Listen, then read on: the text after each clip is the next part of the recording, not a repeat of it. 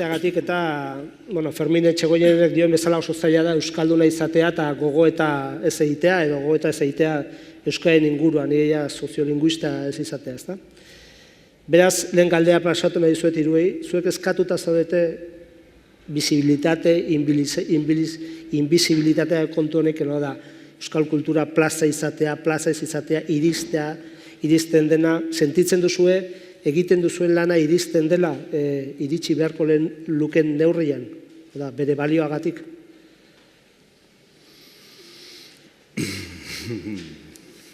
Zer esan, ez? Hartzen duzun ikuspegiaren arabera, azteko izan daiteke. Honi ez badiogu deitzen ikusgarritasuna, bizitzen ari garen ekitaldi honi, honek badauka ikusgarritasuna, ez da? Berriki estrenatu da Amama filma. Izan du ikusgarritasunik euskal edabideetan? Ezango nuke baietz, osa hundia. Ni neuk gizki baldin badago ere, nork bere buruaz hitz egitea, aurreko astean aurkeztu nuen liburu bat, gazte literaturakoa. 5 egunkari egon ziren, telebista etorri zen, eta Euskadi Irratia, eta ondoren Radio Euskadin egin didate, elkarrizketa bat. Agian ni haietariko bat nahizelako, ez da, kasetarietako bat, eta dago hor laguntasun kontu bat baita ere.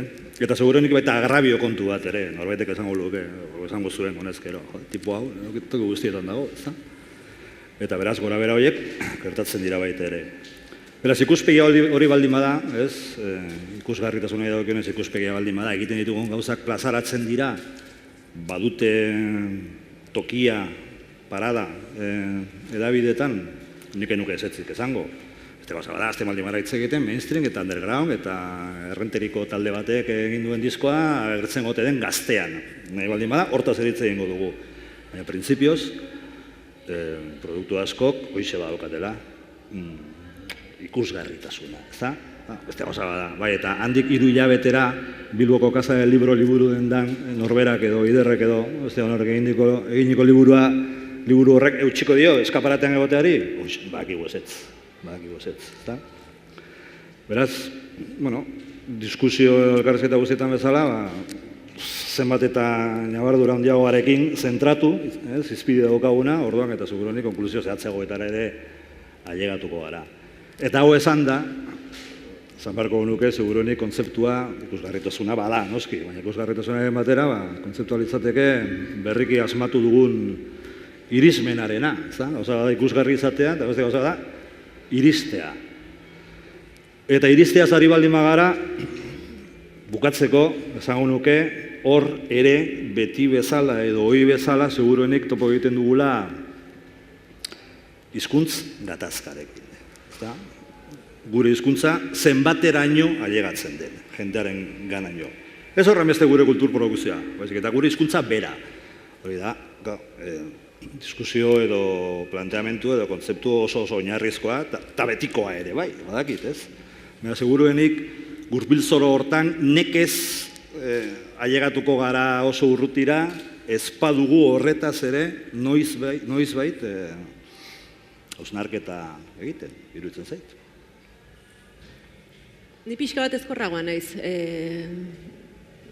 Ferminen aldean.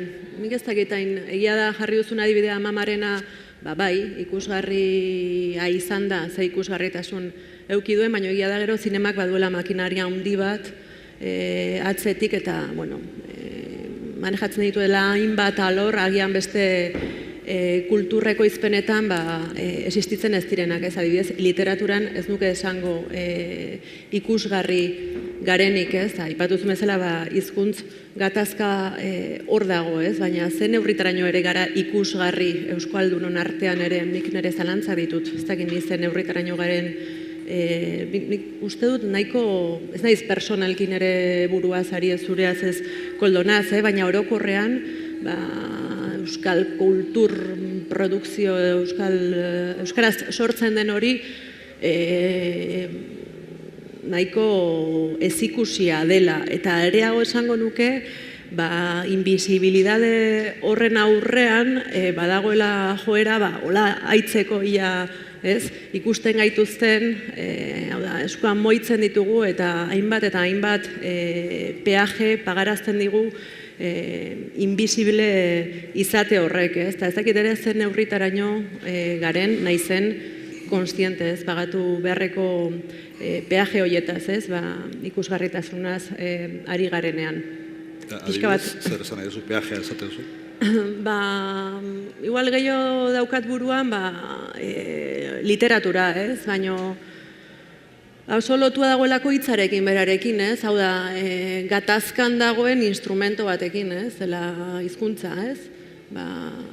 Beste alor batzuetan ez dago hain presente, edo agian ez du zertan hain presente egon gatazka horrek, baina literaturaren alorrean oso presente dago, ez? Hau da, ikusten gaituztenean ere nola ikusten gaituzte euskal idazle moduan, eta euskal izateak zer dakar? Euskal izateak dakar, rurala izatea, Ez zara zu ruralismoaren erakusarri. Nola, barkatu? Ez zarela zu ruralismoaren erakusarri. Bueno, ez naiz hainbeste nere buruazari baizik, eta ari naiz orokorrean, ez? Euskal, berriz zait, atxagari buruz nahi baduzu, ez dagoela hemen, eta ez zaitu entzungo, baina adibidez, ez?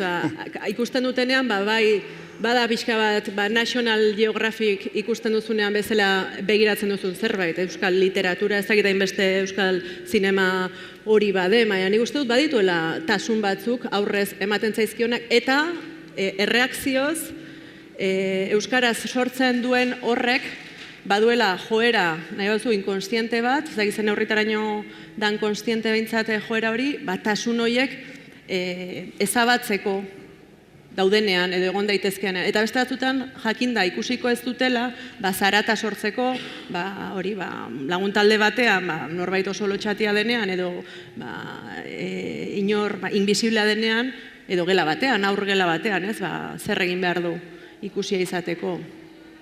Provokazio bat, edo egin behar du, ez dakit, hola, haitu ez, haupa, hemen naho ez, edo astakari bat esan, ez dakit ze punturaino ez gaitun ere horrek mugatzen askatasunaren ikuspegitik berez beste hizkuntza batean sortuko bagenu sortzera, ez nahiko genukena. Ez dakit ze punturaino ez garen reakzionarioak, alegia ez nahita, baizik eta, ez dagolako beste...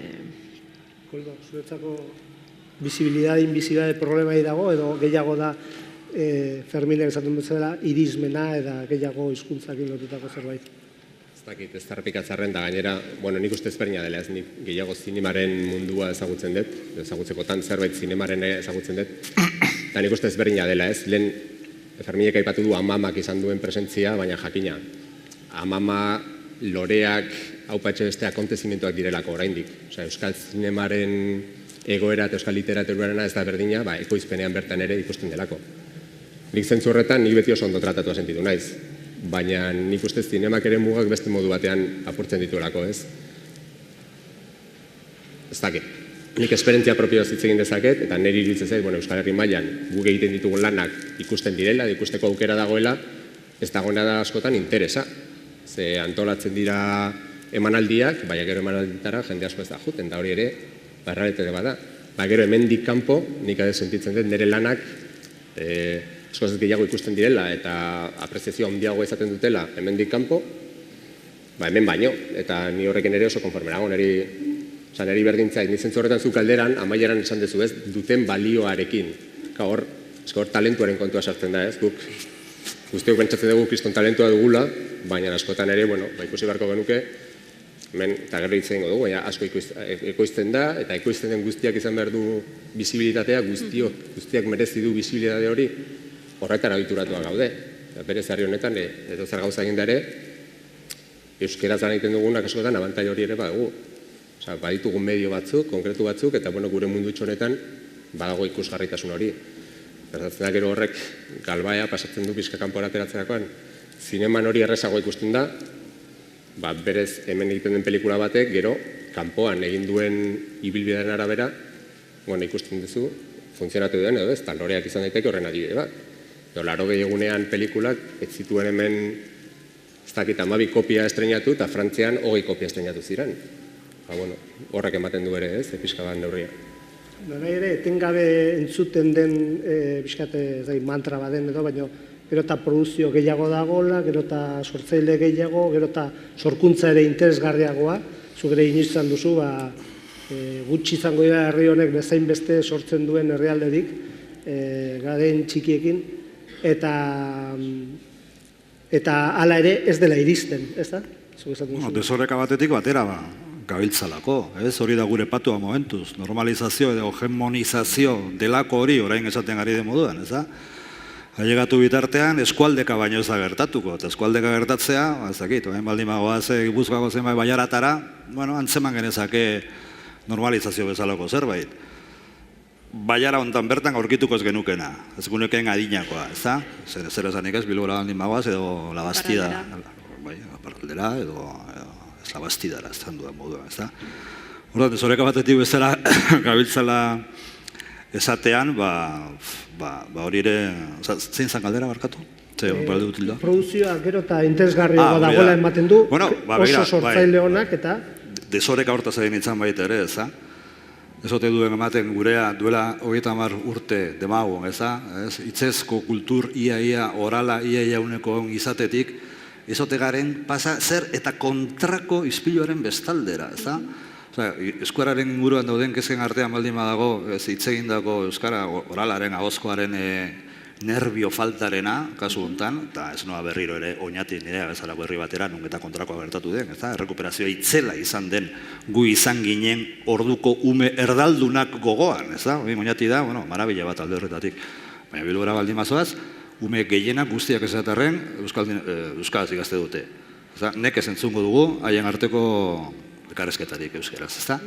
Baina, ordea, idazteko gauza hemen, ia guztiok bakara, esan nahi dut, desorekatik desorekara, ez? Erabat ahozkoa zen kultur sistema batetik, pasatu gara, ez dut esango ia bakarrik idatzia den kultur sistema batera, baina harrigarria da, zenbat idazten dugun, pilo bat idazten dugulako. Tweetak eta foroetan, eta interneta, eta sakeletan, eta ordea, badirudi, ahozko espresioa momentu enten, hankamotz edo erren edo, kezkandiak badaude dakizuen ez, alde horretatik, ez da? Ez ote garen ailegatu, alako etete batera, alako ze gertatzen da hemen, ez da? Hortaz egin naiz, ez? Horten esate duzu, kultur sortzaileo gero eta gehiago gara, gero gure egite ditugun gauzak, ekoizpen ditugun produktuak gero eta erragoak dira, eta hori guztiak, oso autokomplaziente iruditzen zait, nik ez nuke hori esango, benetan, ez nuke esango hori. Baina, batzutan ematen du, hemen gauden gehienok, badugula, gehiago garela hemen produktu bazaltzeko salgai daukagunok, ez? Ia produktu hori erostera atozenak baino, ez da? Beharra da, zuk aipatu zuzo zer, igual oso zentratzen da literaturan behar bada, ez da? Beste zinema nahi zuk esan duzu, ematen du egiten diren gauzak ikusten direla, iristen direla, musikan nik uste dut ez dagoela problema hori, musika iristen da, entzuten da, eta hori. Segun. Igual literaturan dago kezka hori, eta literaturak, Durangoko azokan gaude ere bai, eta literatura da kan presentzia handia euskal kulturaren uniberso txikiti honetan. Nik lotzeko, baina adibidez, zuk egiten duzuna euskal zinema dela esango zenuke? Edo horrela hartua da, kanpoan? Askotan ez. Ni askotan kanpora juten izenean, katalogotan espainola bezala jartzen dute, beste batzutan igual euskalduna, edo espainola eta euskeraz eginikoa, baina nik egia zen nila gauzoiekin nazkatuta nago. Nik azkenean nik zine egiten dut. Eta gaina askotan pelikuletan ere, batzutan hizkuntzara biltzen dut, edo euskera biltzen dut, beste batzutan pelikula mutuak dira, eta igualtzait. Egia esan, igualtzait, nire dudana da, duela gutxi bezala, ez dakit, Suizako Losango festivalak, duela 5 urteko pelikula bat programatzea, ziklo berezi batean, da han presentzia hori izatea. Eta enaiz, ez dut egiten aldarrikapen bat, euskal zinea iritsi da Losanera, ez nik uste, gaina ez delako horrela, jende asko dagolako, Leida Lertxundi urte pila daramazki, Los Angelesen lanean, zine experimentalaren munduan edo alorrean, izen bat egiten, gertatzea gero badagoela, pixka literaturarekin edo aipatu dezun horrekin, kulturaren prestigioaren kontua, ez? Herri honetan literaturak izan du, kultur prestigio, edo dago kultur prestigioaren mailarik gorenean, zinemak ere lortzen du, zer zara zine zuzendaria, badirudi bazarrera zerbait, eta gero badaude beste jarri gora batzuk, baina hori inporte zaizkionak. Zu juntzaite etxe parera diru laguntza bat eskatzea, komiki bat egiteko, eta igual Madalena batekin ateratzen zen handik, baina kultura ere, kulturaren nola ze alorretan edo kontsiratzen dugu kultura, ez? Herri honetan, da literatura, da musika, eta da zinea. Hortik... Bueno, nik galdetzen izun baita ere, adibidez literaturen kasuan, imposiblea da etiketa hortatik ies egitea, ez? Esan nahi zute, hain da opeatuta egiten dezun hori hizkuntza bati, beste norbait irakur dezan, hemendik kanpora, dudari gabe filtro asko pasa behar ditu, azteko gustatzeko edo ez gustatzeko, diru asko aurreratu behar duzu, ez? Persona horrek irakur ahal izan dezan, ez? Eta segurazki boom bat izango ez denez, jakinda oso gutxi zabalduko dela, ze literatura normalean oso gutxi zabaltzen da, salbuespenak salbuespen eta bestsellerrak kenduta, horregatik galdetzen nion hainbeste hori Koldori, ez? Hori, igual zinemak badu modu librexeagoan egin dezake hori edo, adibidez, azpititulua jartzea bagian ez hain lanek, ez? Nik uste beste ohitura bat dago, nik zen... Adibidea jartzearen gaizki sentitu naiz Espainiako pare bat festivaletan, egia da, oraindik badelako Espainiak asposo bat existitzen da, baina nik gogoan dut, 97. urteko zinemaldian Zabategin hartu zuten guk egindako lehendabiziko laburmetraia, eta hura programatzen zuten, Nova Yorken eginiko pelikula bat zen, eta programatzen zuten Nova Yorken eginiko beste luzemetrai batekin. Eta aretora sartu ginenean, Donostian, hasi ziren, proiekzioa hasi zuten, eta albokoak esan zuen, ez? Como, un cortometraje y encima en euskera. Hori Donostian, esan nahi dut hori kanpora begira ez dakit, ez dago inungo berdintzaile finlandesa zaren, estonioa edo bengaliz egiten dezun, ez? Ikuste hori badela gehiago guk gurean daukagun zerbait. Leno, nire ustez Ferminek aipatu oso gauza interesgarria, ez? Eta berriz ere sentitzen dut, baina literaturara nator, baina nervio falta, ez? Berak esaten duena, ez? Gaur egun EAN eta Nafarroako parte haundi xamar batean, ez dakit, euskeraz irakur dezaken edo berez, ez? Edo hitz egin dezaken jende kopurua nahiko altua da, ez? Jende alfabetatzen da euskeraz gaur egun aldiz, ez duzu entzungo hainbat eta hainbat tokitan euskeraz, ez? Deno gara gai idazteko, baina jende gutxik idazten du edo teken nola esan. Uste dut, badugula, eta autokritika moduan diot, oso elitista garela euskaldunok ere geure buruarekin, da iaia filologo izan beharra dagoela euskera zerbait txukuna egiteko, edo aldamenekoak zerbait egin duenean, filologo begiekin ere epaitzen dugula, eta niretzako hori hondamendia da. Uste dut hor oso esnoba garela, nahikoa lan badaukagula aurrera jarraitzearekin, gainera horrelako ega froga gogorra jartzeko bezala egunero, gure egunerokotasunean, gure buruari eta gure personajei, ez da uste dut hor badugula ez dakit zer hobetua, eta nire buruaz ere ari naiz, baina...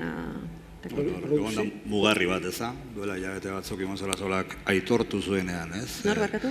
Ibon Sarasolak aitortu zuenean zuzentasunaren alde egin genuen duela 30 urte, eta egin behar izan genuen, edo egin behar genuen erabilgarritasunaren alde, ez da? Ustez hori, percepzio hori ikusi nahi ezunaren zat, bere esku, baina argi dago. Esatea erraza da, baina era berean nola berreman, ez? Epatzen gari garen nervi hori, ez dakit, hizkuntza gainera, hizkuntza da, beti, baina beti ez da gauza bera. Nire iruditzen zaita dibez, ez dakit zer esan, irratian oso ondo funtzionatzen duela, iristen dela, irismena badagoela, telebistan askotan ez duela funtzionatzen, bikoiztutako filmetan orain arte ez duela bat ere funtzionatu, bat ere ez.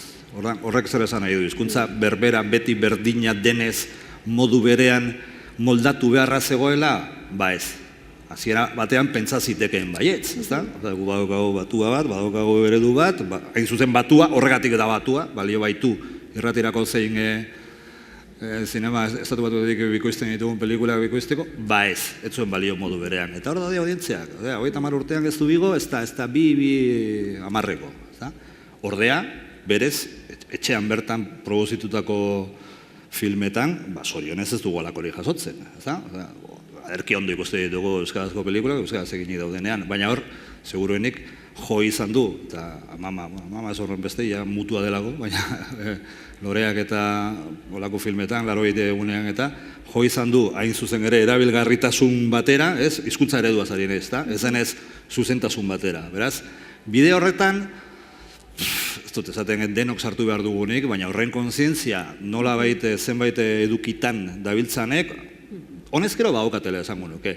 Horrek ez duzan nahi, noski beti egongo dela, modurik eta kultoenean idatzi nahi duena, modurik eta arkaikoenean, eta modurik eta mistikoenean. Horregatik dago sorkuntza. Baina bide zentral edo hain zuzen mainstream, zentzunean esan da batzuetan, horra jo beharko da. Berreskura ezagun, nervioa edo bizigarritasun hori. Matudana kultuzko izan nahi dugula. Bestela hitz egingo dugu latinez hitz egiten zuten moduan. Hori izan latina. Ez baina kultuzkoa egile ere, ez? Kultuzkoa egile izan nahi dugula danok hemen, ez? Bai, kultuzkoa, bai hori da. Ez kultuak, baizik eta kultuzkoak.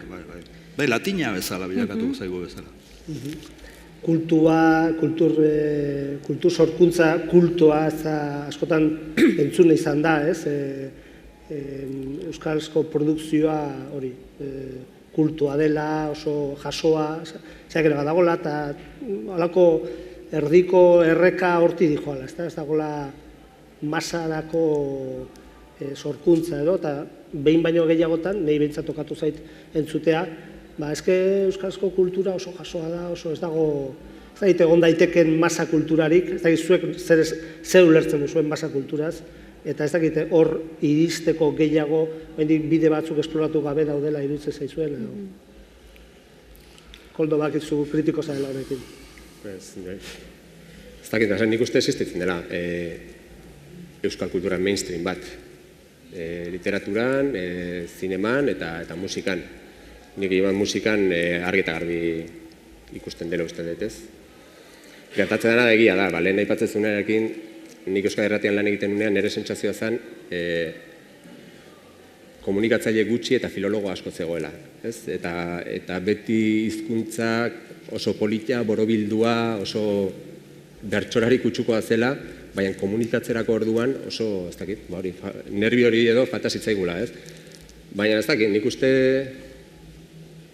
badagoela, existitzen da, are gehiago, esango nuke askotan, nahiz eta guztiok nahi dugun kultuzko egileak izan, gero askotan dagoena da talentuarena, eta talentua jartzen zaitu zure tokian, eta denborak erakusten du nork duen talentua, eta zelan egiten duten aurrera, zeintzuk ez, zeintzuk balio duten, zeintzuk ez duten balio, eta guri gertatzen zaiguna da, euskeraz egite soilagatik, uste dugula ja kriston meritua dugula, edo meritu bat eman bartzaigula, edo ikusgarritasun bat eman bartzaigula.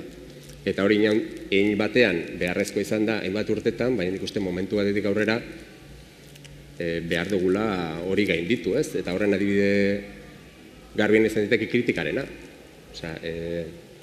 Demagun berria edo egunkaria dena edo.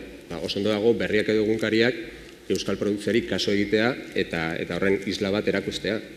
Baina momentu batetik aurrera egin beharko du pixka bat kritika normalizatu bat ezarri, eta, ateratzen denean ere, galbae moduko bat egin, eta esan, zer balio gehiago, zer gutxiago, zer daukan meritua, zer ez, nik beti esaten dut, hori, herri honetan, laburmetrai bat botatzen dezu taberna batean, edo poema bat irakurtzen dezu beste taberna batean, eta horri alde oso bat eskaintzen dizute.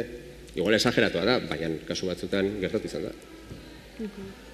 Ni masa kultura, euskal masa kulturaren erabat aldekoa naiz, Uste dut, existitu ezean, ez baldin badago kentzazpi, ez dela egongo mursego. Ez dakit ez uste? Ez dagoela kentzazpi, ez dagoela mursego, edo kentzazpi entzunda iritsi zaitezkela mursego entzutera edo berdintzait beste talde minoritarioagoat. Oso beharrezkoa ikusten dut hori, eta batez ere adibidez telebistan, gutarrak, nik ez dut ikusiko, baina importantea iruditzen zait, ordu tarte horretan programa hori egotea hori edo hobea baldin bada, ez dakitela ona txarra den, baina hobea baldin bada, oraindik eta hobeto, baina masa kulturak existitu behar du gurean, ze horrelakoa da, existitzea tokatu zaigun sistema hau, ez? Da ikuskizuna, da mainstream, eta ez dugu inor hortik aterako kultuzko gauzak eginagatik, ez? Hori ez da pasako. Alderantziz ordea gerta daiteke, ez? Jendea edukatze baldin bazu edo jendea ohitura baldin baduka euskeraz gauzak entzun, berdin zait pirritxe eta porrotxekin hasi berdin zait, ez? Batzutan, ez dakit, erreikulizatzeko erabiltzen diren zerak, ez? Talde edo joera edo genero edo hortik abiatzen ez danak ez du lortuko, ez dakit, Goldan Mandozen pelikula euskeraz ez ikustea eta ulertza bizik iristea hortara, ez? Egun batean egotea, ostra, Koldo Almandozek pelikula luzemetrai bat estrena, ez hain beste ulertzera, baizik eta erabakitzera, eseri nahi duela, zinema batean, ordaindu nahi dituela 7,50 euro ikusteko pelikula hori. Ni horrekin oso ez naiz, kritikoa naiz, alegia, bai, egon behar du, eta dagoena baino gehiago, oso importantea iruditzen zait. Ez da gero agian guk erabilez, gero entzun edo ikusi edo Scorsesek ateratzen duenean pelikula bat ikusten dugu, ez nahiz da masa kultura izan, talentua esango duzu, baina... Ez da talentua, diferentzia pixket hor dago, ez herrialde anglosajoietan adibidez, mainstream kulturak ja maila bat baduela, eta ja Euskal Herria, baina Espainia bertan ere mainstream kulturaren maila zein den, ez? Eta horre ere, jakin behar dugula nun gauden, eta hori egun batetik bestera ez dela gertatzen ere. Jakina. Kontua da, masa kultura egoteko masa egon behar du, ez da? Eta hemen beti izten gara gure txikitasun hortan, ez da? Kulturek seguronik badokate adina baita ere. Nik zango nuke gurea baindik gaztaroan, ez esatarren nera bezaroan dagoela, ez da? Horregatik da hain underground zale, besteak beste. Benetan gauzan mainstream bat apraiziatzen jakiteko, inglesek dakiten bezala, guk dakigu Inglaterrako underground-i buruz, askoz gehiago, ingelesen 189 baino. Askoz gehiago dakigu guk. Zergatik, hain zuzen periferikoa garelako. Horan ez dut izango bakarrik gure komplexoetatik ikasten dugula hori guztia. Baina parte batean bai. Parte batean bai, ez da? Gertatzen da, guretzat oso zaila dela, erabat mugikor diren dimentsio edo biribil horietan jakitea nun dagoen gure zentroa, nun dagoen gure erdigunea, hortik aurrera azterketa zehatza izan dadin, ez? Underground, mainstream, ez? Komertzialtasuna, industria, bestea, hori Espainian ere gertatzen da.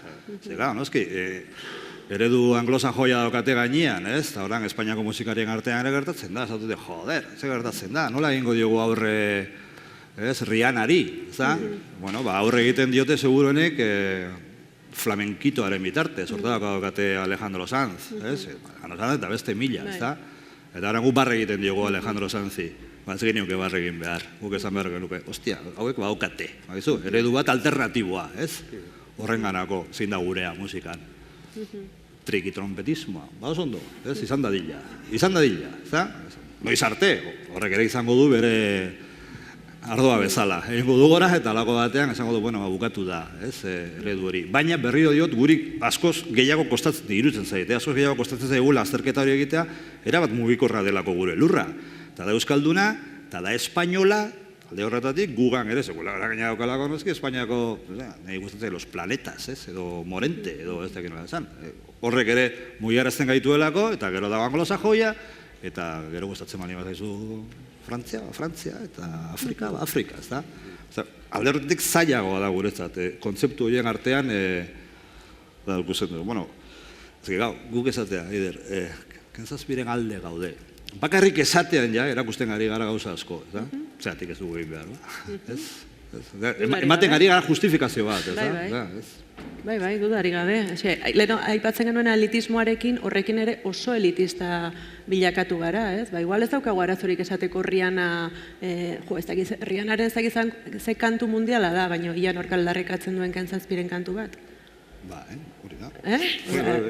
Ez bakarrik filologo garela, baizik eta dena gara ere kultur kritikari herri honetan, ez? Zurriana, ikuste Zurriana, edo Beyoncé, eta ikuste duzu hori dela Real Madrid, hori da Barcelona, ez da? Ez da bakarrik Beyoncé, bere bertute artistiko guztiekin, da Beyoncé gehi ondorengo zirkunstantziak, eta hori da munduko pop kanturik preziatuenak. Hain zuzen ere, Julio Iglesiasek betidanik euki duena. Lantalde bat, ikaragarria, zeinari ematen dion, goi mailako produktu bat egiteko aukera. Naiztakuk barre egin horri, gure underground, gure... Negoztez, kontzeptu horietan oso atzean gaude. Gaude, nerabe zaro moduko batean. Esan ez dut, kiribilaren gai gara aldarrikatzeko alare Beyoncé. Lotxari gabe, ez da gainera cool geldituz, ez? Baina mengo ez zerbaitekin ez genu, hori da. Eta arata guztiz ere guk egiten dugu hori, pentsatuz gu kultuzkoak garela alternatiboak, marginalak gure euskeraren mundu honetan, baina gero benetan jabetzen zara, guk behintzat badukagula gure mundutxo hau, baina adibidez, ezagutzekotan, Donostiako pixkat musika estena, punk rock estena, Buena Vista, Mogamo, ez dakit zer, horiek ez dute ez berriarik, ez Diario Baskorik ere ez die kasurik egiten, Diario Baskok La Oreja de Van Gogh egiten dio, baina La Perrerak duela 25 urte egiten zuen, orain modan dagoena, eta horiek bai bizi zirela marginalidade batean, inorketzion kasurik egiten, eta horiek bai ziren benetan underground edo, ez? Gu askotan kejatu egiten gara, baina guk badaukagu gero gure zirkulo txikia da, ikusgarritasun txikia dauka, herri txiki bat gara, gure herri honetan ere eta gazteleraz, badago gu baino kakotxartean okerrago dagoenik, ez? Batu zu, eta da pixkate Daviden lana, ez da? Davide beti aipatzen dan beste faktore bada, ez? Eitziten dugunean iritsi, nola iritsi, eta bizibilidadeaz, eta hori.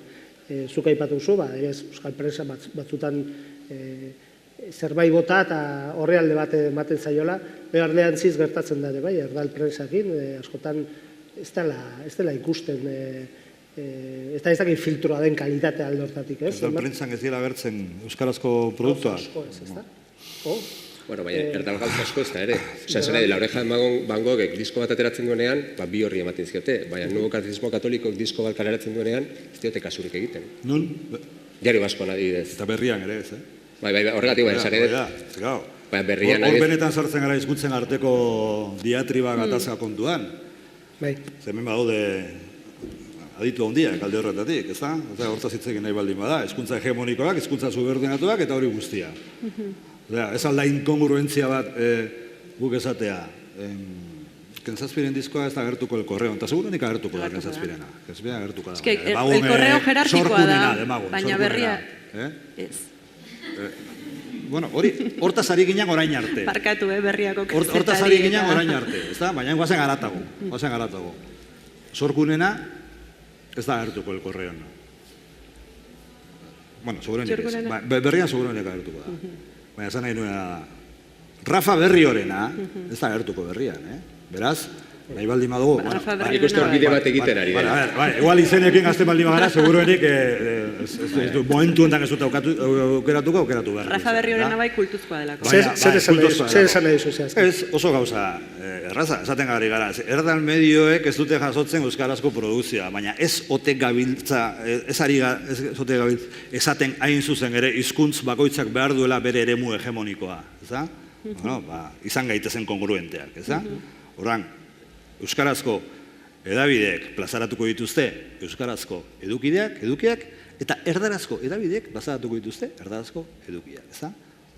Hori oso gauza simple esaten gari naiz. Badirudi, mai gainean badaudela oso ongi egituratutako diskursoak alde horretatik, zer den hegemonikoa, zer den soberdunatua, baina gero hori praktikara zoa zenean, inkongruentziak edo kontraesanak edo sortzen dira nire iritziz, ez da? Horren, galdera baldin bada. Erdal, edabidek zagatik ez dituzte plazaratzen euskarazko edukiak. Erantzuna izan liteke. Hegemonia, subordinazio, diskursoari jarraiki, elukete egin behar. Izan litzateke, erantzunetako bat. Hortarako dago berria, ez da? Egiten duen moduan. Horrekin ez goa sinora, noski. Ni ados nago eta ez nago bat ere Da, da sofisma bat, sofisma bat. Bai, arrazoia du alegia horregatik ez dute jasotzen euskal kulturaren berri, hegemonikoak direlako, oain parez pare jartzen ari gara bizkuntzak. Hau da, guk naiz eta berriaren bidez ez jaso, erdal kulturaren berri bombardatuta bizi gara. Orduan ez dugu ez berria, ez argia, ez euskarazko edabiderik konsumitu behar, horren berri jasotzeko. Aldiz, euskal... Orduan zu ari zara, ezartzen, nola baita esan, instrukzio guztiak. Euskarazko komunikabideak izan daitezela nik nahi duan moduan, eta baita erdarazkoak. Hombre, bai, galdetu dute zer eskatu dakieken jakina, hombre, hola libre utzita, baina eraberean badakit ez dela jakina, nahi duzuna. Horregatik esan dizut, alde nago eta kontra nago, ez da realista, ze eskatuko diegu, eskatu ez zerrez, ze eskatuko diegu, bakian usteko. Erdarazkoak ere alde batera utzita, eta nire ustez normalizazio, diagnosi, bat bada ere, oso ezberdina da, berrian kaso egiten zaien kultur jarduerei edo haibez musikari eta Euskadi Gaztea batean egiten zaiena eta biak supasatzen da lan egiten dutela euskeraz, baina normalki berriak leku gehiago egiten dira hainbat jarduerari, gazteak beste batzuei eta biak ari dira euskeraz lanean, ez? Bat beste baino gehiago gustatuko zaigu ziurrenik, baina hori ere bada... Bai, baina gaztean dagoen filtro edo galbae bakarra estilistikoa da, benetan. Euskaraz baldin bada, zain daude. Noiz ailegatuko, haien ustez, irratiratzeko modukoak dien, euskarazko kantuak. Filtro bakarra da estilistikoa. Estilo gogorregiak, iruditzen zaizkie, antikomerzialak direla. Eta gaina gaztearen lehen helburua ez da euskarazko musika zabaltzea. Baizik eta euskaraz den irrati bat nagusitzea. Eta gaina lortu dute, Gipuzkoan, 40 principalezen gainetik daude. Euskarazko irrati, komatxo askorekin. Nola, komatxo askorekin? Hombre, esan nahi zut hartzen malin baituzu, aitzegin, baina hartzen malin baituzu emisioaren denbora guztia eta hizkuntza bakoitzak zetarte okupatzen duen, segurazki inglesa gainetik egongo da. Itzegiten nahiz esatariei buruz, esatariak euskaraz ari direla. Esatariak bai. Beraz, bada euskarazko irrati bat. Osea, Radio 3, siglo XXI, espainolan nekez entzungo duzu. Espainolezko irrati bada, ez da? Hala ez, bai. Bai, baina esan nahi dut, euskararen presentzia zera hain handia. Esatariei dagokienean, euskarazko irrati bada. Esatariei dagokienean. Orduan, haien lehen helburua da, hori bilakatzea lehen irratia. Irrati liderra. Guzkan lortu dute. 40 principales gainditu dute. Ez aitu ditzen gutxaren gurrengo den denik, ez da, kontu hori. Mainstreamari gara aldarrikatzen, mainstream aldarrikatzen ari gara momentuan. Baina begira, defendatzen duzu gaztea, jente askoren gara, eta ematen du ez dakit, zer zaren. Beraz, ni prez nago, defendatzeko. Plazas eta ari gara hitz egiten, visibilidades, invisibilidades, baina baita ere gauza plazaratzeko tokiez eta oizune plazak. Gaur goizean, Asisko Urmeretak esan du, beak ez ditula maite plaza hundiak, eta Euskal Herrian baitu batzuk, ez da, zinemaldi bat esan daiteke, proiektzioa, kanporako proiektzioa dakatenak, eta izan daitezkenak ere bai, gure Euskaraz egiten den kultur sorkuntza plazaratzeko baina zaldi bat, edo beste gauza batzuk, ez da. Beak nahiago ditula plaza txikiak, plaza hurbilak eta hori. Ez da ditzuek kola irudikatzen duzu, ulertzen duzu ere bai, euskal kultura eta sortzaile eta konsumitzaileen arteko harremana. Hurbila irudikatzen duzuen nahiago duzu edo joan behar da bekera, joan behar da olako tokietara bizkate handi izateko edo baitere edo. Aldala ez da ridikulo egin behar, ez da, zoazen tokira zoazela, bekera, zertara, joango gara gu bekera, gian badago gaitzakia ganorazkoa hortarako, baina egian ez, ez da, orduan, da, zentzu kontu bat, ez? Bai, gero gustatu ez, pixka eta alabearrez gustatzen zaigu txikia, ez? Bai, eta gainea, irakurre txokoetan eta naizak jende gutxi joan, eta oso ondo goten dira, ez da?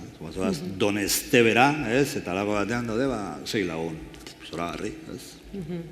Nola baliatu, ez? Ja, baina, batak ez du besteak entzen, hor? Bueno, aipatu duzu zinemaldiarena, ez? Zineaz, argi dago Donosteko zinemaldi batek, adibidea jartzen, bai loreak bati, bai amama bati, asko lagundu diela, gero kanpora izan duten proiektzio hori izateko.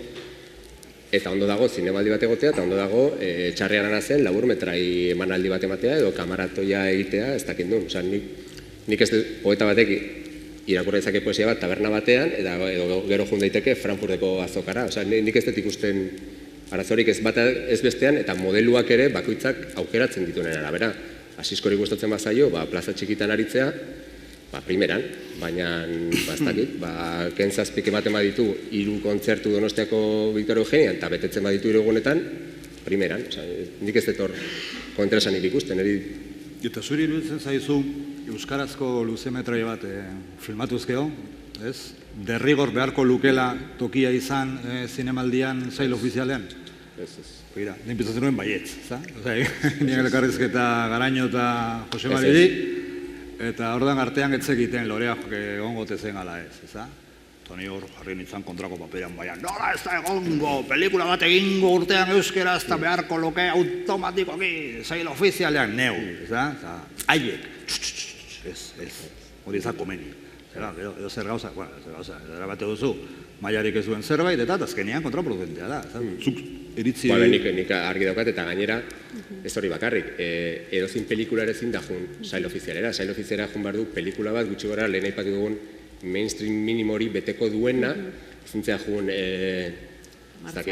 pelikula plano, 15 minutuko plano bateko pelikula majara batekin, horrek azkenean pelikularen kontra ingo durako. Donosteko zinemaldia ez delako horretarako tokia, horretarako da Rotterdamgo jaialdia. Eta nik uste aldarrikatu beharko genukena da, loreakek badukela tokia Donosteko zinemaldian, baina beste batzuk ausartu beharko lirateke, ginateke Rotterdamera juten. Osa, azkenean mundua ere ez dela Donosteko zinemaldia. Osondo dago, erakusleio bezala, baina zine daukan abantaila horrekin hautsi ditzakegu. Ez dakit, Emak Bakia da adibide bat. Emak Bakiak Donostian erakutsi baino lehen, 7-8 zinemaldi egin zituen, eta horren ez geroztik egin ditu pila bat, dozenaka. Eta ez du izan hainbesteko jartzunik, baina egin du karrera, ez loreak bezain beste ez duk esango, baina beste zirkuito batean egin du... Hor bait agertzen dela talentuaren kontzeptua egian, ez da? Bereziki ona, Ez hori egun ematen asumitu beharko dugu, zaila dela. Ni orain, nire liburuaz, baina ni ari naiz, puntu de biztan, programatzaile edo hautatzaile bezala nabil, eta horten ikusi behar izan ditut 200 pelikula, mundu osokoak, ez fikziozkoak. Ikuste dituzun marabila batzuk, eta bata da poloniarra, bestea da holandesa, eta esatezu, enbidia bat dizuten lan horiek, esatezu, guk hauekin lehiatu behar dugu, zin gera ibili, Donostian ez teniatu nahi dugu, eta gero konformatu egiten gera, Donostian munduko beste zinemaldi bat, baina... Gehiago plaza txiki eta hundi horren konzeptua gehiago sortu da goizian harremanaz ari gainela sortzaile eta konsumitzaileen arteko harremanaz. Hori bertsolarien kasuan oso nabaria da, oso evidentea da. Eta komikilariek ere, ibiltzen dira, gustatzen zaizkio olako gauzak antolatzea. Esaten genuen, idazle batentzat adibidez Durango gauza berezia dela, harreman hori igual toki bakarrenetakoa delako, sinatzeko eta horregatik plazarena, plaza hurbilarena, plaza txikia, horregatik produzitzen duzuenak, denek idatzi duzue edo zerbait sortu, eta harreman hori da iristeko modu bat, esan nahi dut, iristen zaizunean persona bat, esan duzuna, Fermin Zeona azken liburua, sentitzen duzu iritsi zaela, persona bat, baino, iritsi zaela, ez da? Ez dakit, hori baloratzen duzuen. Hori ezberdina da, hemendik kanpo ere, esan Espainiar idazleek ez dute gauza bere egiten Madrideko feria libro horretan, eta ez dakit, galdera da, ez dakit ezberdinate da. Hemen berezitasunetako bat bada, eta nik dakidala Espainian ez dago, edo ez behintzat hemen bezain garatua irakurle taldeena, edo irakurle klubena, irakurle taldeena, literaturan asko hiltzen dana, hori liburu bat argitaratu, eta badira Euskal Herrian ez dakit zenbat diran, zenbat izango dira, zenbat irakurle talde?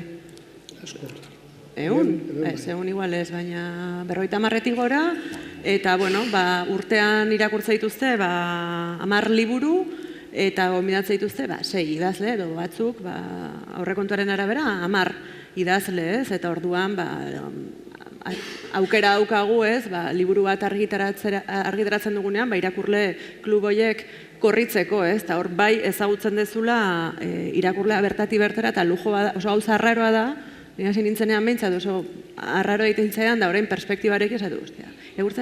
Ezagutzen nahi arpegia jartzen nahi hainbat eta hainbat eta hainbat. Eta gero, Espainian bai, igual egitituzte, ez, hitzaldi bat, ez aize liburuen inguruan, baino ez dira joaten hainbeste herri edo, eta hemen pulsoa hartzen diozu oso ondo, ze oso gutxia, euskeraz irakurtzen dugunok, ez? Orduan, bai, juten zera, probintziz probintzi, eta aurpegia, adina, generoa, janzkera, irakurtzen duten egunkaria jartzen diazu, zure irakurle potentziale, ez? Alde hortatik oso emankorra eta interesantea iruditzen zait, ez dakit. Iristeko hortan ere badago beste bide bat izan daiteke, eta da beste erdaraz, ateratzea edo bikoiztea edo egitea sortzen dena, ez da? Ez dakit benetan eraginkorra den, ze gero esateateko euskal idazleek argitatzen dituzten erderazko liburu oso gaizki funtzionatzen, oso invisiblea dira orokorrean. Horri buruz ere galdetu nahi dizuen. Baina, ebiez, zuk zure liburuak itzultzen dituzu, eta zeuk, ez da, esan nahi dut.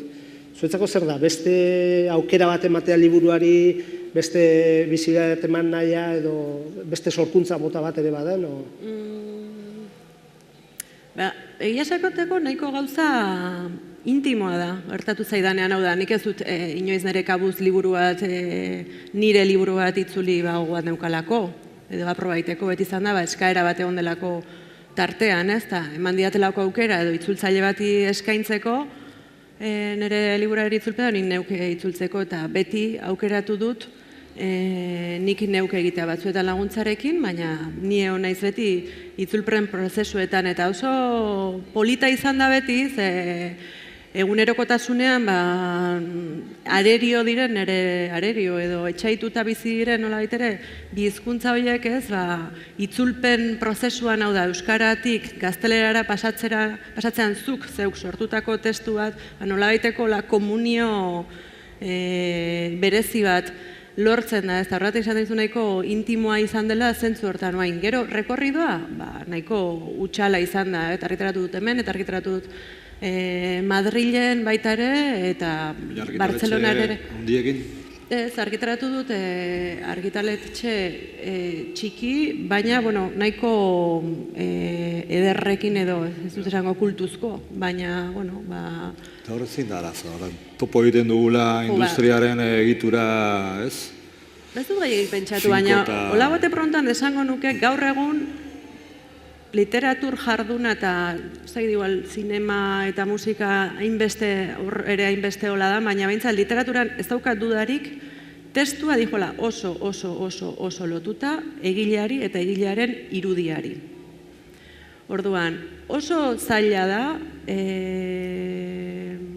Espainia batean adibidez, uste dut, hain invisiblea den egile bat, zeinari buruz ez dagizun ezer, ez punkia den, ez hortera bat den, ez Podemosekoa den, ez etakoa den, ez daizu ezer, testu bat hola, iristea, ez duzu prentxatik ezautzen, ez dauka faja bat, ez esan ez hainbat hizkuntzara itzuri dala, ez?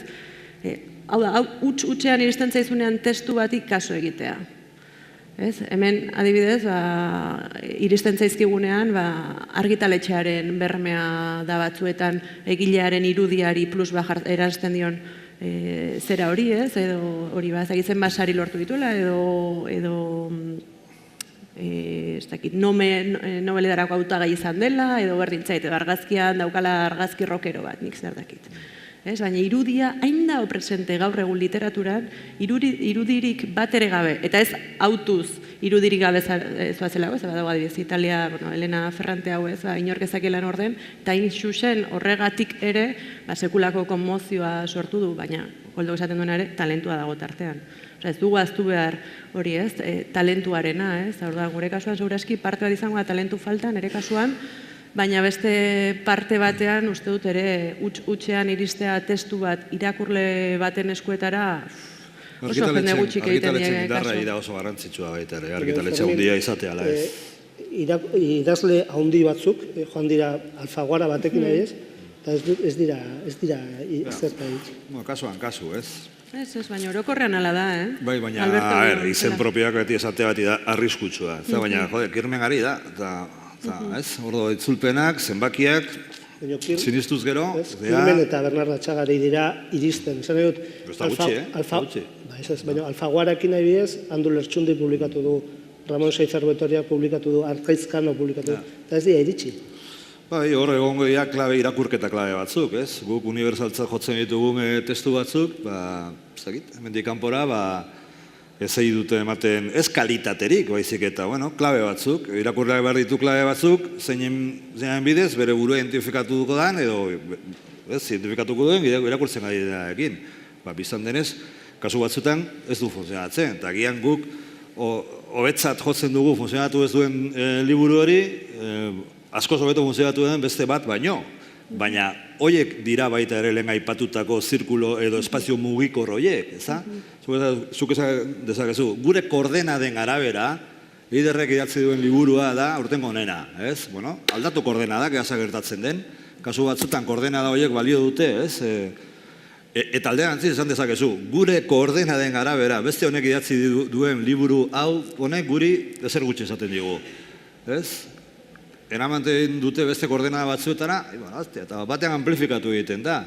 Eta zuretza sinplekeriatzat zen kontzeptu bat edo mundu ikuskera bat, batean hartzen du beste indar bat. Eta hori guri ere gertatzen zaigu. Guk askotan apreziatzen ditugu modu superlatibo batean, obra horiek eginda dauden jatorrizko tokietan, benetan gustatzen zaizula Tom Waits, bai, eta flipatzen duzu, norbait baldin badago zuretzat, edo niretzat, edo zeinetzat, ez da, autentizitate jatortasun artistikoaren adierazgarri izan daitekena, demagun Tom Waits dela, ez da? Eta munduan glosajoiko norbaitek ez duzu, ez dakizu zertaz ari zaren, igual ez, da? Eta horren hori gertatzen da, txarrerako, baina baita onerako, ere? Eta ordan guri asko kostatzen zaigu jakitea zein dan gure geografia. Zeatik ez du funtzionatu tuistek. Seiz barral, ez? Barralean, ez? Egin dezako beste mainguru bat, bakarrik hori erantzuteko. Zintzeroak izan da, errezagoa delako irakurtzen Kirmen Uribe, twist irakurtzea, baina ere, publiko mainstream bat entzat.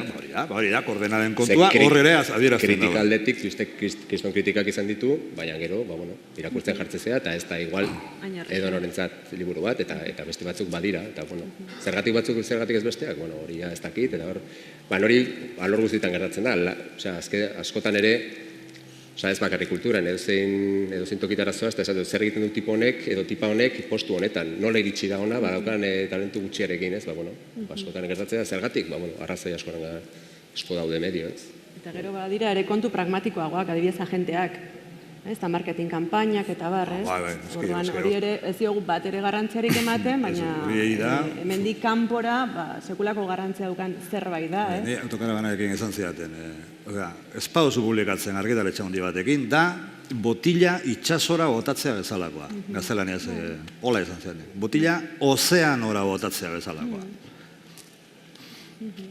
Eta ala da guztiz, handi batean argitaletxeak ez dizu, inungo bermerik ematen, ez? Eutxiko diogu, galdetu zuen Fermin Etxegoienek liburu batean, hainbat laguni, egin ziren galdera hori, eta oso erantzun askotarikoak, eta bizibilitatea da eusteko faktore importantenetakoa, zure ustez? Zirate eukitzea, iriztea. Zatu galdetu behar zari dela, eta ze atera zan, erantzun modura, bai ala ez? Eta ze atera zan, ze erantzun atera zan, bai ala ez? Bizibilitatea, ote den, eusteko, beharrezkoa den, ikusgarritasun ezean, ikus ezin gara, ez da? Beraz, erantzulea da bai. Nik uste dut badirela gauza ez dakit. Eutxiko ote diogun? Eta galdera bat bere hortan negatibidadea badara. Bai, ez dakit.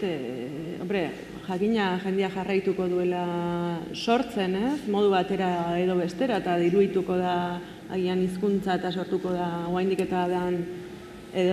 eta kreoloagoa den hizkuntza bat, eta gauza gertatuko dira, ez naiz bereziki apokaliptikoa gauza horiekin, ez dakit. Hola planteatzea apokaliptikoa da, eutxiko aldiogu. Badauka negatibidade bat berez, ez? Ematen du ezarela usten ari eta horregatik galdetzen duzula, ez da? Eutxiko diogu, edo zer gertatuko da gurekin. Botila erdi utxik, erdi bete, eta betiko galdera goaikarri hori nahi baldin magozu, ez? Baina egia da, euskaraz hitz egiten eta pentsatzen jendea dagoen bitartean, hor, naizta oso gero eta txikiago izan, naizta oso txikia izan, beti egongo dela gune bat, benetan zuntxi ezina. Zuk baldin magozu kolektibo bat, hizkuntza batean ari dena, naizta uneko unean ez izan, baina nola baita ari dena, jente horrek beharko du feedback hori, beharko du edozein komunikazio prozesotan dauden vektore guztien jabe egin, ez? Musikaren bitartez, edo literaturen bitartez, zinemaren bitartez, dena delakoaren bitartez. Eta askotan, ez ote dango hori hain zuzen gauden egoeraren termometroa, ez? Badakigu ez, gero badirelako beste, aipatzen ari garen gauza gainerako supraestruktura hori guztiak, ez da? Baina bada termometro bat, ez? Eta alde horretatik, nire ustez, euskara bizirik dagoen bitartean, hori zuntxi ezina izango da. Beti egongo da norbait entzun nahiko duena kantu bat euskeraz, ez daukat nik dudarik. Eta liburu bat idatzi irakurri nahiko duena. Ez daukat dudarik, hortzaz. Bukatzen joateko edo, konsumoa eta plaza zitziten dugunean ere bai, ez dakit, nagusitzen esatenari bi plaza mota edo gaur egungo konsumoa bat plaza handia, eventu handiena, eta jende asko da bilen da hori, eta gero interneteko eta sareko plaza txiki hori, ez dakigu nola ditu batzutan, ez? Oso tximeleteroa dena, ez da? Hemendik salto eta bestetik salto eta inun gelditu ez, baina gauza asko konsumitu baten, ez da? Ez dakit, bi plaza horiek ezetiren hain zuen ere gurea bezalako hizkuntza batentzat zailenak. Behar bada ez, horretik galditu nahi dizuet, Ni sarei dagokienez amish bat naiz, ez zara esan. Zer zarela? Amish bat, ez kontsumitzen, kontsumitu bai, baina nahi nago saretan, orduan, sare sozialetan, orduan ez dakit. Nik askotan pentsatzen denetarik egitea tokatzen zaigula, ez? Ekoiztu, sortu, komunikatu, ez dakit zer, nik momentu jakin batetik aurrera niri gustatzen zaidana da, nik egiten duena egitea. Idatzi, filmatu, montatu, eta gero hori badakit erakutsi behar dela, batzutan hobeto, beste batzutan okerrago, baina ez dakit, hori nire ustez herrialde normalizatu batean, da nik uste gaina horren bidean goazela, hori beste batzuk egin behar dute, horren profesionalak direnak. Eta horiek egin beharko dute, nik ezin dudana da film bat egin, eta gero Facebookak ireki, eta egunero txapa ematen ibiltzea, Facebookean gustatzen zaien edo ez ote zaidan, niri berdin zait. Eta besteak egin duenari komentario egitea, edo ez dakize komunikatu egitea, ni ez dauka zergatik horretan ibili beharrik, nahi duenak egin dezala, baina ez dakit zentzu horretan plaza handia txikiena eta ez dakit zentzu horretan sortzaile nik uste hori. Pixka bat, zama hori kentzen joan behar zaiela, ez? Ze horrein arte, lehen zineaz izketan ari garela, Loreak, Amama, ez dakiz zer, azken urtetan egon diren pelikularik arrakastetsuenak, azkenean dira sortzaileek berek, sortu dituzten ekoiztetxeak, euren produktuak egin alizateko, hori ere bada anormalidade bat. Hori ez da normala, baina azkenean ez da beste modurik topatu. Nik uste, igual hori sorrera izan da, hori ere profesionalizatzen joango da, Moriarty duela marrute zen, ez da gaur egun dena, zorionez, eta hor ditugu horren etekinak, ez? Baina ez dakit, nik uste eske, olako askotan tokatzen zaigu urra handi hauetan edo igeri egitea, eta askotan ere ez dakigu, nik ez dakit. Ez dakit, plaza handiak diren bidea, plaza txikietan jarruteak zer ekartzen duen, zen ez duen ekartzen, ez dakit horren ikerketa ere nork egiten duen, hori nola neurtzen den, ez? Niri, hau igual zuentzat gauza jakin izango da, baina nik aruzinatzen dudan azken aldian da, Espainiako telesailak egiterako orduan, aktore gazteak eta gehien bat aktoresak kontratatzen dituztenean, egiten duten lehendabiziko gauza da, ikustea Twitterren zenbat follower dituzten. Orduan, Adriano Ugartek barin baditu 2000 jarraitzaile badakite serian ura sartuta, 2 milioi horietatik jende asko jongo dela seri ikustea. Orduan, neurgailua aktoresa bat kontratatzeko hori da. Nire flipante egitzen zait. Baina bestetik hain logikoa da, enpresa ikuspuntu batetik oso logikoa da. Baina ez dut, haratago ez dut nahi. Geren erantzuna da, ez dakit. Egia esan ez dakit, ola bi zertzela datxo edo emateagatik, esango nuke lehen adibidez, hasizenean, ez dakit noiz hasi ginen ez, interneten ibiltzen, oain gabiltzan moduan ez,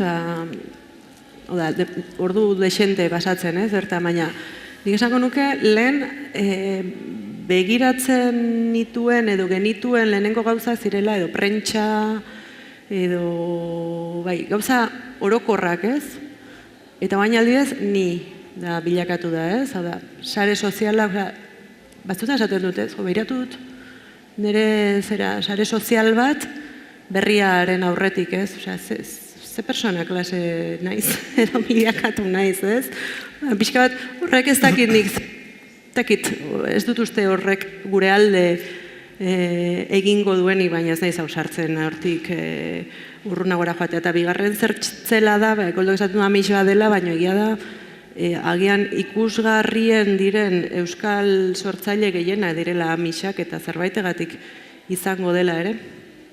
Eta gainera, sare sozialetan egite duzu lehenengo gauza denean, sare sozialetan bilatu zure buruaren oihartzuna. Hori zuke ingo dezu, hori zuke ingo dezu, Fermin. Hori da muturreko. Ez da zatu duten ditaz, lehenengo gauza. Ez, baina fenomeno hortan, gaude. Eta fenomeno hortan, eta aipatu duzun beste hortan, followerren araberakoa, eta bar, eta agian agian egunen batean, guain arte, iaia egin dugu mainstreamaren aldarrikapena, edo, ez? Pizka bat, hain gara kultuzkoak nun eta gure burua permititzen dugun mainstreamaren alde egitea, ez da? Hori egin dugu, baina alako batean, ez dakit, munduak hartuko duen norabidea ikusita, baina izango dugu, nahikoa, hau da mundu absurdo bat, ez da? Gertatzen gari dena. Eta bada errealitate bat, eta adibidez, nien nago, baina begiratzen dut, badakite existitzen dela, eta interesatzen dena begiratzen dut. Nik zentzu horretan, arlo personalean da gehiago pudore asunto batengatik, beste zergatik baino gehiago, eta gero ere, nahiko denbora galtzen dut, berez ja maila eta WhatsApparekin, hor, egun guztia pasako nukela ez, baina ikuste pudorearen kontu hori eta guzti hori, niri, beste edoz interesna bezala iruditzen zaitu interesgarria, badakit gaur egun hor dagoela eta erabili beharrekoa dela, baina nik pentsatzen den nire lanetarako bintzat, nik ez nukela egin behar, hori beste norbaitek egin bezala. Zet esaten egin behar ez denik, baina... Kontradizio pixka badago, hain zuen bere aukera gehiago dago, nola ez den behar ez produktorerik, zeu izan zaitezke produktore, zeu izan zaitezke zabaltzen, igual, aukera gehiago dago gauza zabaltzeko, ez da? Bai, baina hori gertatzea gauza bera zinemarekin bezala. Nik pelikula batekin behar baden, nik nahiago dut muntatzaile batekin montatu, nik montatu baino. Nik badekin montatzen, baina nik benetan eskertzen dut, logan alboan izatea, berez nahiago duelako, beste jende batekin lan egin eta profesionalekin lan egin. Eta horren zentzu horretan ere, komunikazioen alorrean edo beste edozein alorretan bezala, nik uste, existitu behar dela, eta baina hori beste batzuen lana dela, ez da... Bueno, ez dakit galderaen bat badakazuen, o seguro... Idurre. Bai, nolabait aritu zaretenean euskal kulturaren ikusgarritasunaz, ikusgarritasun horren emaile zentral gisa berria planteatu duzuela. Ez? Pixka bat hori nolabait herri ekimeneko tresna bat, denodakiguna, ze zailtasun dituen berak ere ez. Euskadi Irratia eta Gaztea ere aipatu dituzue, baina ETB ez dezue aipatu. Eta hor geneukake nolabait gure ikusgarritasuna, edo euskal kulturak nolabait beste ikusgarritasun bat iristeko aukera, ez? Baliabide aldetik, makinaria guztiaren aldetik, ez? Hori batetik, eta gero bestetik zuek baino, pixka bat optimista iruditu zait, orokorrean transmititu dezuenan, ere bizipenetik abiatuta, ez dakiten ikusgarritasuna edo irismena. Baina niretzako oraindik ere Leioan, Kazetaritza Fakultatean klasera jun, eta topatzea aurrean 70 gazte, 22 urtekoak, kazetari izango direnak, izan nahi dutenak, eta hemen izan nahi dutenak, eta euskal kulturaz, hasi Mursegotik, baina Mikel Laboa ere ez dute ezagutzen.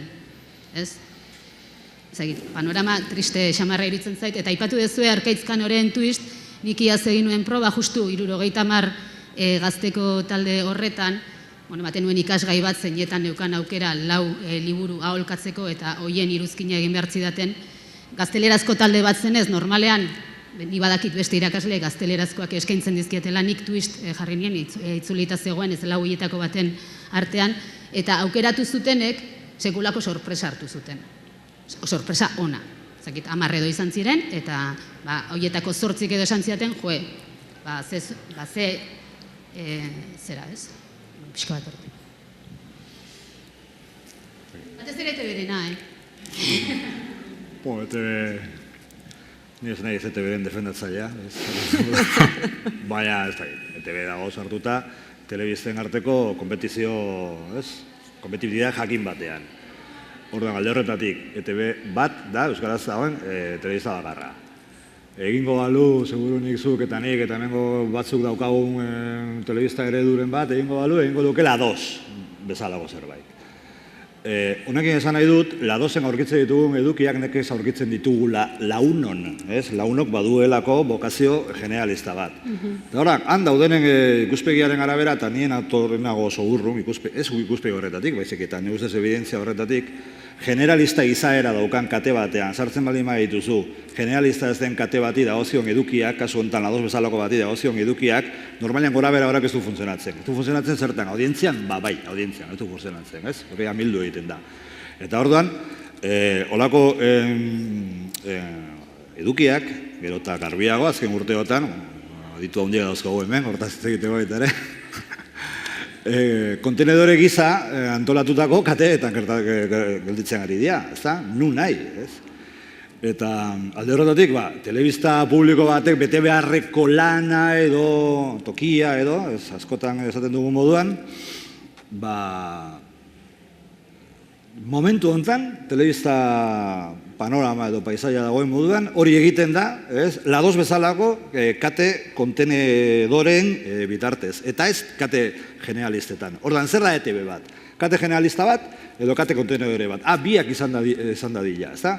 Bueno, ez dut esango nik ezinezkoa denik, baina orain hortan agintzen, ari denen ustez,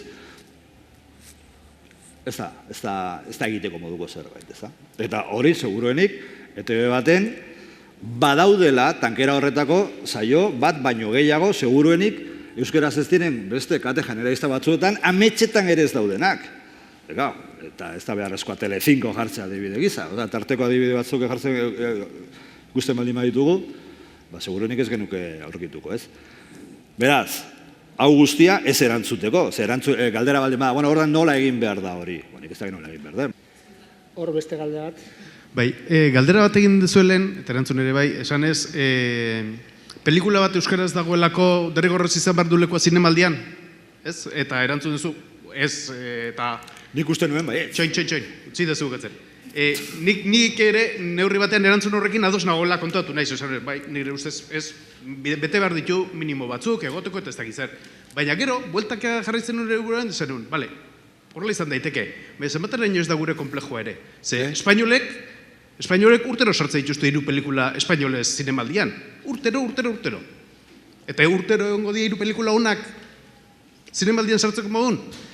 Horrek ikusgarritasunean izugarri laguntzen du.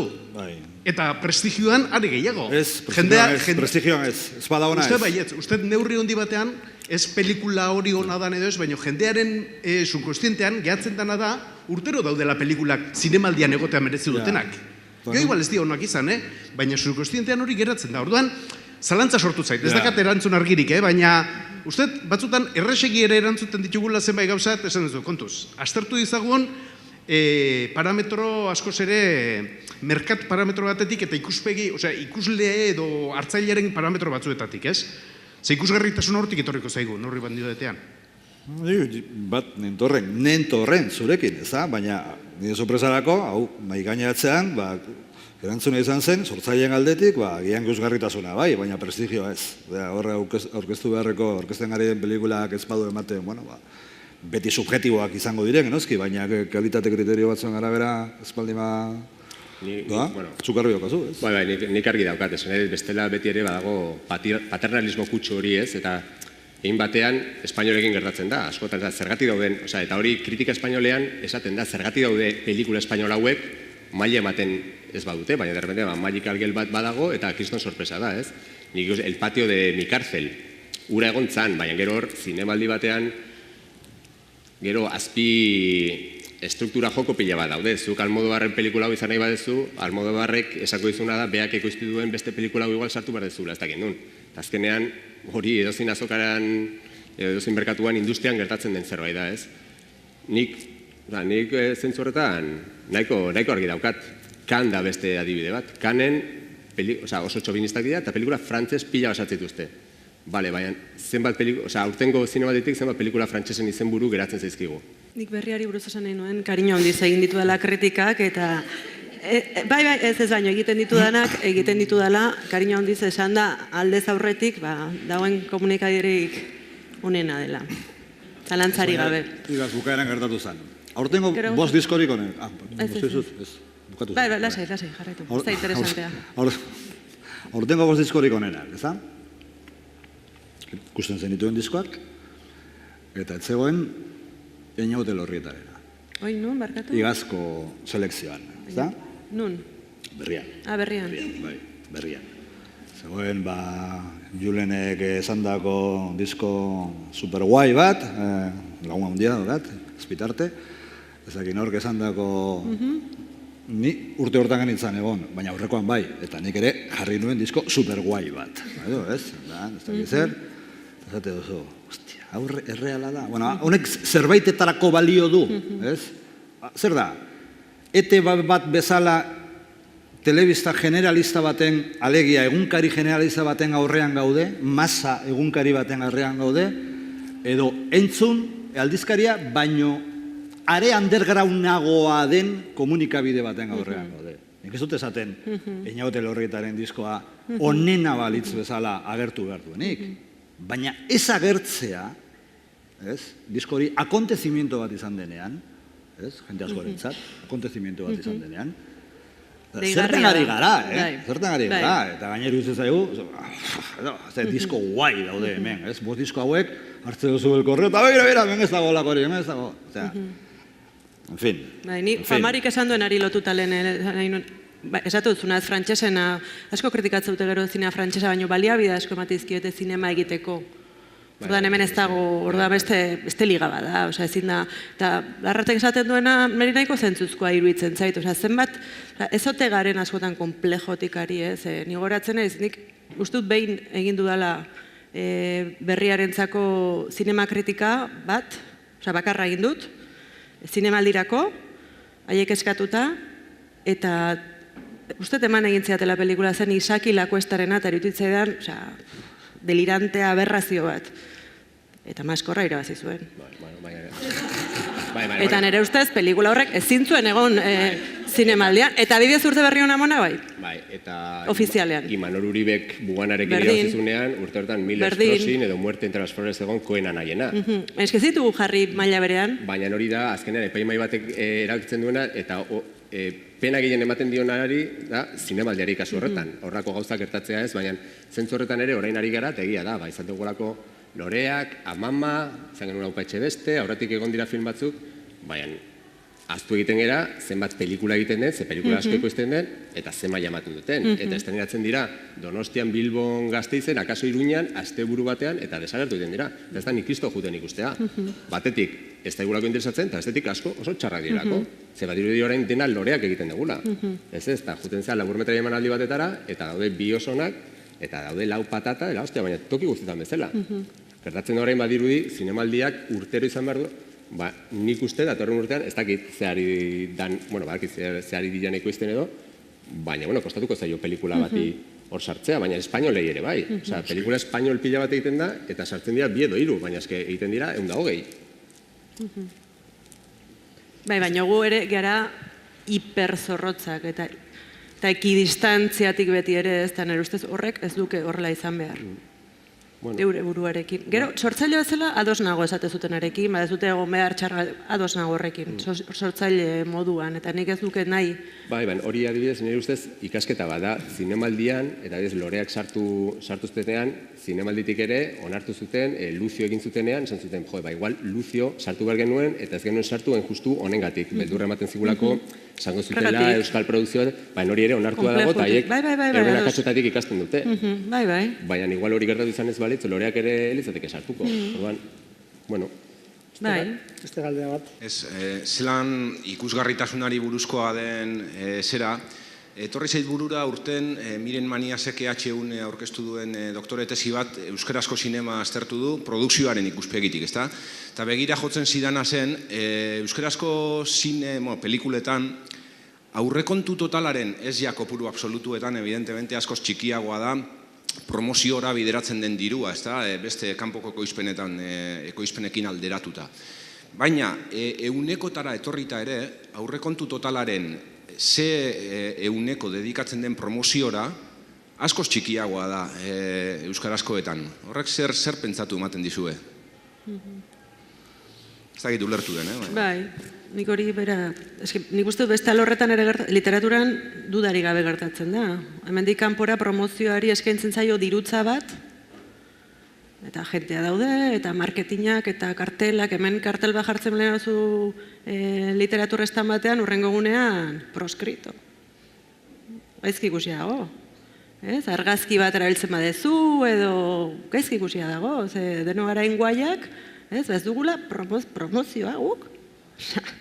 Favorez, daukagun, eta gero aparte, baliabide falta, baino literaturan nabarmen gutxi erabiltzen da, ez da apenas dirurik erabiltzen promoziorako, alderatuta beste herrialdetan erabiltzen denarekin, Baina eman dezagun, gaztelaniazkoetan promozionatzen, pelikula promozionatzen, gastatzen bazen, ez dakit, 15, euskaraz askoz gutxiago, aurrekontu totalaren askoz kopuru txikiagoa. Bai, eta Hollywooden gastatzen dute 35 edo 40, eta depende superprodukzioetan, mundial horietan, Vengadores ez dakitze, aurrekontuaren erdia baino gehiago. Baina hor, ni akoratzen Godzilla egin zutenean, 1996 edo, lehendabiziko Godzilla egin zutenean, New Yorken ari ziren filmatzen, eta orduan albiste izan zen hori, promozioan, aurrekontuaren promozio mundialean, esan edet, medioak erosi berdira, hau eta besteta, eta aurrekontu totalaren zati erdia, doia erdia horretan zen, baina beste gauz batzuta zari gara, hemen nahiko nekeza da produkzio bat ateratzen, promozioarena, gerorak usten da, eta lortzen badezu finantziazioa diru laguntza Eusko Jaurlaritzakoa, ETB sartzen bada, sortea balin badaukazu eta sartzen zaizu azken momentuan Televisión Española edo koprodukzio bat, igual horrekin gero egiten duzu, ministeritzak ematen dizun, Eusko Jaurlaritzak ematen dizun laguntzatekin promozioa, baina ezin da konparatu ere, ez dakit, Espainia mailan ere, produkzio oso ezberdinak eta maila ezberdinakoa daude. Gastatu ditzakezu 12 milioi euro, baina badaude 500.000 eurorekin nendeko pelikulak. Eta, hemen, alden moduan. Sortzea dala importantena aldortatik, sortzea ematen zailo garrantzia eta... Garrantzia nik uste dela, ez dakit, hierarkia moduko bat. Zer nahi dugu egin, pelikula. Gero promozionatzeko lortzen badugu, hobeto, baina prioridadea pelikula egitea da, eta pelikula finantzatzea, ez hasiko pelikula egin aurretik, hori promozionatzen. Oso bitxia da adibidez, beldurrezko pelikuletan, edo beldurrezko generoan, akordatzen ez, Roma Santa edo egintzenean, pelikula egiten hasi aurretik, 12 herrialdetan zuten saldua ja. Pelikula bat, El Zapatek izuena, baina pasatzen, ez dakit estrenatu zen ere hori, basaletan, lan egiteko industria horrek badauka garatua beste mekanismo bat, eta horrela egiten dute. Nire ustez, jakina daude ezaugarri batzu direla industriari lotuak, baina gero daude beste ezaugarri batzu nortasunari lotuak. Eta hemen, guri, ez gara usartzen, ez zaigu gustatzen, konplexua daukagu promozioa egiteko. Ez dago ondo ikusia gure artean, gurea orokorrean, ari naiz, promozioa egitea. Gaizki ikusita dago. Ados nago eta gaina ulergarria egiten zen, ez gustatzea. Eskerrik asko eta...